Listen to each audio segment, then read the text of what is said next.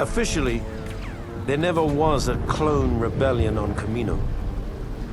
Unofficially, approximately 20 years after we were created, a special detachment of the Imperial 501st Legion was dispatched to Camino with orders to eradicate an army of clones that had been bred to take arms against the Empire. Our mission commander, an expert on the inner workings of Camino, was a young bounty hunter named Boba Fett.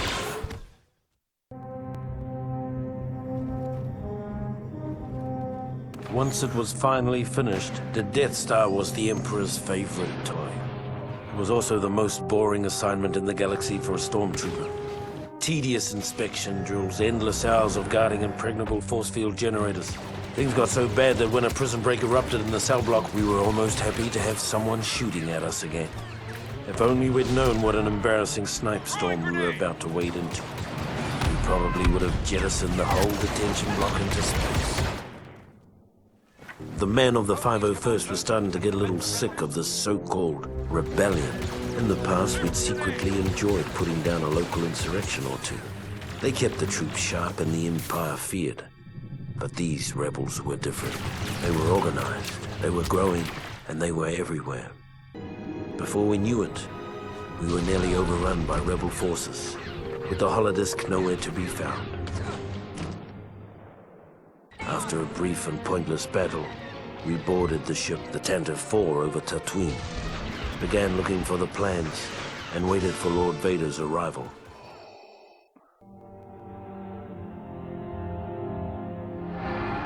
When the Death Star was destroyed, about half of the 501st Legion was still in the hangar getting into their ships. Of those who made it out, another third were caught in the explosion. I'd fought with some of those men for over 20 years. Afterwards, those of us that survived hooked up with a nearby Imperial fleet making a retaliatory strike on the rebels' base on Yavin 4.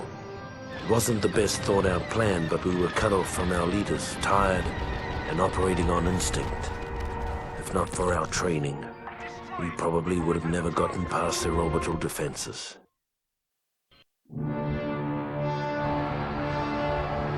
By the time we landed on Yavin, whatever shock we'd felt at the destruction of the Death Star had been replaced by anger.